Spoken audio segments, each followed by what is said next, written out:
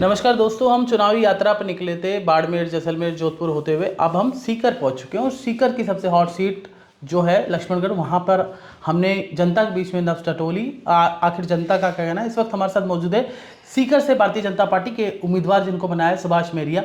सुभाष जी, बहुत बहुत स्वागत है आपका।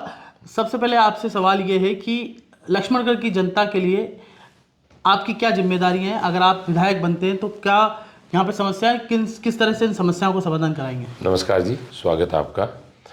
लक्ष्मणगढ़ विधानसभा क्षेत्र पूरे देश भर में एक अलग पहचान बनाए हुए हैं। यहाँ के वीर सैनिक, यहाँ का किसान, यहाँ के व्यापारी दुनिया भर में फैले हुए। ये शिक्षा की भी नगरी है, ये वीरों की भी नगरी है, किसानों की भी नगरी है, नौजवान दोस्तों की नगरी है। जहाँ तक सवाल है लक्ष्मणगढ़ के विधानसभा का, लक्ष्मणगढ़ विधानसभा में आज जो हालात हैं वो हालात अहंकार और घमंड के साथ भरे हुए हैं। यहाँ का जनप्रतिनिधि जो है वो जनता के साथ जो व्यवहार करता है, अध्यापक बंधुओं के साथ जयपुर में जो व्यवहार हुआ, पुलिस बुला ली गई कि उनको अरेस्ट करो। यहाँ पर जिस प्रकार से लक्ष्मणगढ़ के विधायक शिक्षा मंत्री रहते हुए पूरे राजस्थान के बालक बालिकाओं के साथ, युवाओं के साथ जो पेपर लीक का मामला हुआ, पेपर आउट का मामला हुआ, उसकी जिम्मेदारी सीधी सीधी उनकी खुद की बनती है। क्योंकि सर्वे सर्वा जो है वो तो मंत्री के हाथ में सब होता है। आज लक्ष्मणगढ़ के लोग ही त्रस्त नहीं है, पूरे राजस्थान के लोग त्रस्त हैं। लक्ष्मणगढ़ जो साधु संतों की धरती है, जहाँ अंजनी माता, बालाजी महाराज, सदानाजी महाराज, रतिनाजी महाराज, हमारे पीठाधीश्वर सांगलिया ओमदास जी महाराज और हमारे सभी देवताओं का यहाँ बड़ा वास है। यहाँ के लोग बहुत धार्मिक प्रवृत्ति के हैं। सामाजिक समरसता का बहुत अच्छा भाव है। हिंदू, मुस्लिम, सिख, ईसाई 26 बिरादरी के भाई भाई का जो अगर कहीं भी आपको एक एग्जाम्पल कोट करना हो, देखना हो, तो वो नगरी लक्ष्मणगढ़ है।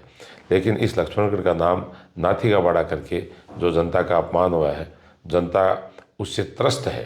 साथ ही हैंकड़ी और हैंकड़ी के साथ में बड़ी सड़कें जो केंद्र सरकार की सड़कें हैं, केंद्र सरकार की दूसरी योजनाएं, उनका पैसा जो लग रहा है, उस योजनाओं का उद्घाटन करना जो है वो उन्होंने एक अपना सिस्टम बना लिया। बाकी गलियों में, गाँव में आज हमारी 53 ग्राम पंचायतों के जो हालात हैं इतने बदतर हैं।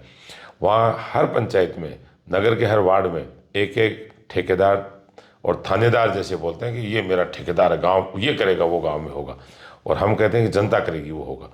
ऐसे हालात हैं, आतंके से हालात फैला रखे हैं, जिनका आने वाले समय में लोकतंत्र के महापर्व पर 25 तारीख को जनता जवाब देगी। सर, आप कह रहे हैं नाथी का बाड़ा, नाथी का बाड़ा। मैं पिछले 3 वर्ष से ये सुन रहा हूँ। तो अगर आप बनते हैं, आपकी सरकार सत्ता में आती है, तो इसका नाथी के देखिए, हमारी सरकार सत्ता में पहले भी रही है।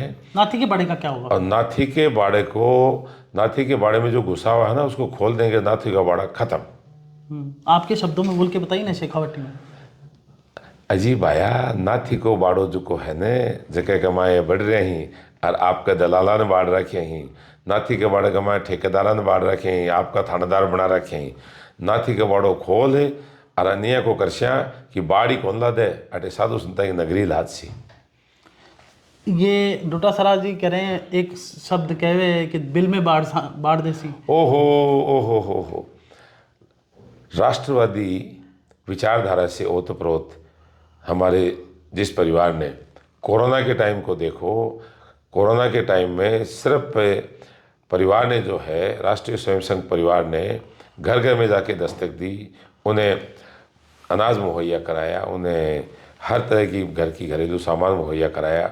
जिन लोगों को हॉस्पिटल में मदद नहीं मिल रही थी, वहाँ हॉस्पिटल में उनके सिराने पर खड़े रहे। जो लोग भगवान को प्यारे हो गए, उसकी अंत्येष्टि इस राष्ट्रीय स्वयंसेवक संघ के राष्ट्रवीरों ने की। परिवार के लोग डरने लगे, पास जाने नहीं थे।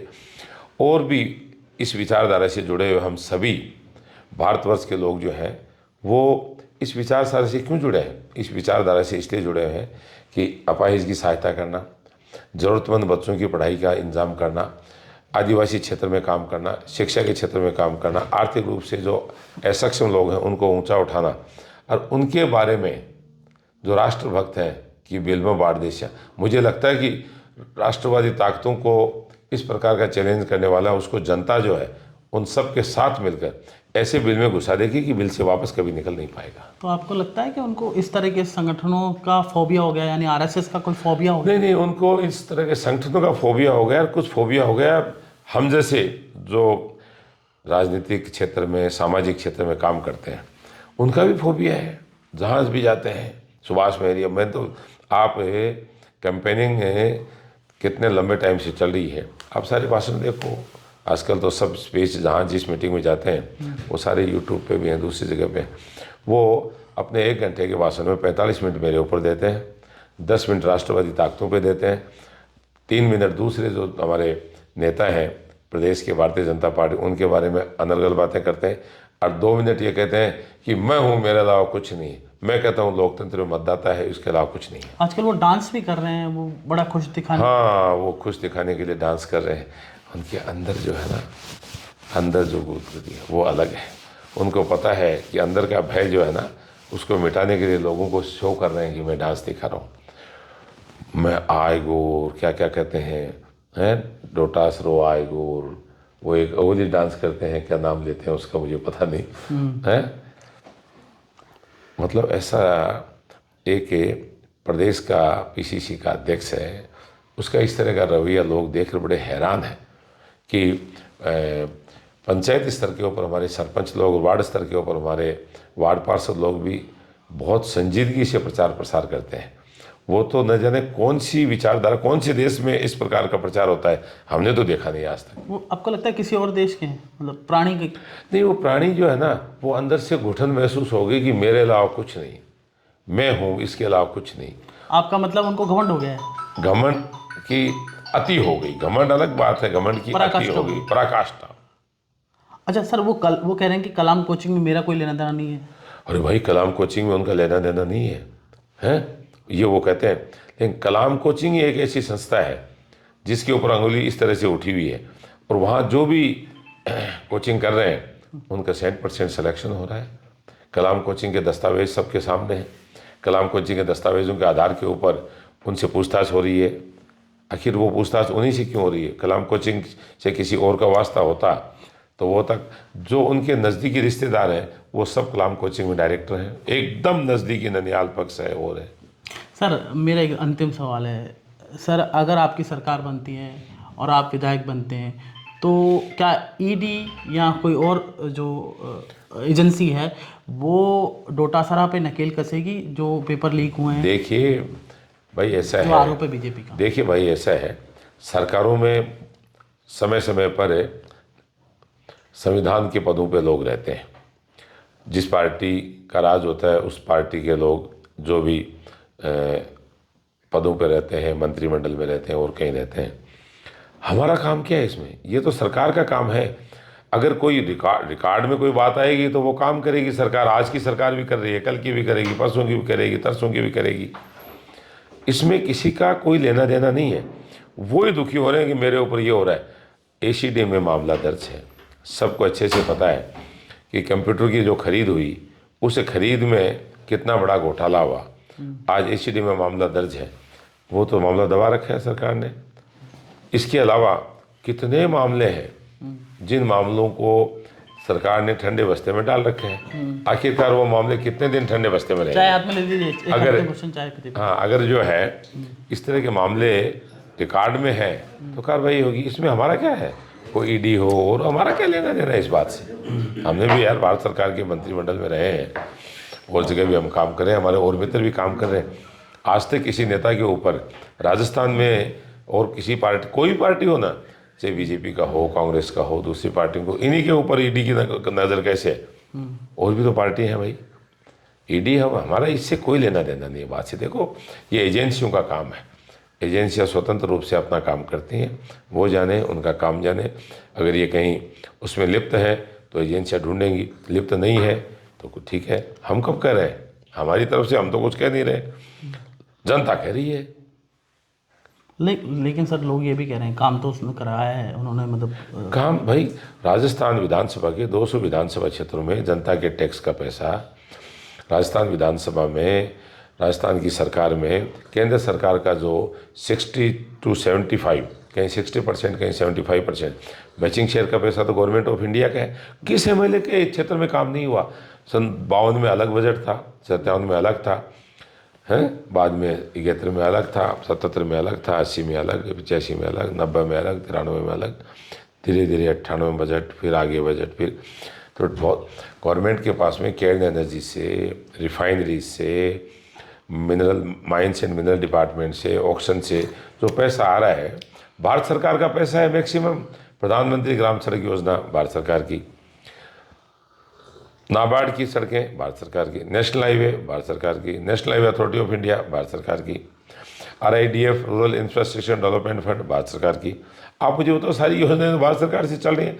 एग्जीक्यूटिव एजेंसी स्टेट है, वो तो ये स्टेट में, दूसरे स्टेट में। मैंने काम कराया तो गलियों में चलो ना, मोहल्लों में चलो, शहर के गांव की गलियों में चलो। ऐसे हालात अब मेरे जिले में किसी भी विधानसभा क्षेत्र में इतने त्रस्त हालात नहीं है जो लक्ष्मणगढ़ में। सर एक जाते चाय पीते पीते एक हल्का सा सवाल सर, आप अगर जीतते हैं यहाँ से तो क्या लक्ष्मणगढ़ की जनता को एक, आपको कोई पार्टी की तरफ से और बड़ी जिम्मेदारी मिल सकती है? देखिए, लक्ष्मणगढ़ की ये आलाकमान ने और लक्ष्मणगढ़ विधानसभा क्षेत्र के लोगों का काम है कि हम सब मिलकर हमारे इस क्षेत्र में डेवलपमेंट करें। लक्ष्मणगढ़ के करीब 50,000 हाउस होल्डर हैं, 50,000 घर यहाँ पर निवास करते हैं। 50,000 घरों की 2,80,000 रुपये है वो मतदाताओं की संख्या, 2,80,000। हर परिवार के हम कार्ड बनाएंगे, हर परिवार की जानकारी लेंगे, किस परिवार में क्या समस्या है, उसका समाधान कैसे हो, उस मोहल्ले का समाधान कैसे हो, उस सर्किल का समाधान कैसे हो। हम जोन भी बनाएंगे और हर जोन में, अब आज सीकर से बीकानेर की सड़क है, यह इस पर ट्रैफिक ज़्यादा चलता है और वो कह रहे हैं कि ये सड़क मैंने बना दी। जगह जगह कह रहे हैं ये पैसा जोड़ रहे हैं, पैसा 1800 करोड़ रुपए का काम, एक एक सड़क को 10-10 गाँव में जोड़ के। अरे भाई, प्रधानमंत्री ग्राम सड़क योजना में जो सड़कें बनी थी वो 2002, 2003, 2004, 2005, 2006 में जो बनी, आज ज्यों की त्यों पड़ी हैं। इन्होंने सड़कें बनाई, बनाने के 4 महीने बाद गांव के लोगों ने कहा सड़क तो खाई। सर एक आप पे आरोप, अंतिम सवाल, आरोप ये भी लग रहा है कि आप सीकर के हैं, वो गोविंद डोटासरा जी में नहीं भैया, देखो, गोविंद सिंह सीकर में रहते हैं, आप नहीं रहते, ठीक हो, मैं भी सीकर में रहता हूँ, मेरी बात तो सुने आप। मेरी उनकी ज़मीन सुतौद में है, मेरी ज़मीन यालसर में है। यालसर ग्राम पंचायत जो है लालासी में आता है, और मेरी ज़मीन यालसर में है, उनकी ज़मीन सुतौद में है। तो बताओ फ़र्क क्या है? मैं भी लक्ष्मणगढ़ का, वो भी लक्ष्मणगढ़ के। और अगर उनकी ज़मीन के भरोसे वो कहता है कि मैं लक्ष्मणगढ़ का हूँ, तो मैं भी कहता हूँ। वो सीकर में रहता है, मैं भी सीकर में रहता हूँ। मैंने ज़रूर लक्ष्मणगढ़ में निवास बना लिया, ये बात अलग है।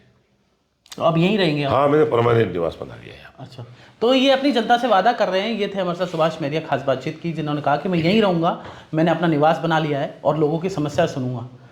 ये थे जेठानंदानी, लक्ष्मणगढ़, राजस्थान।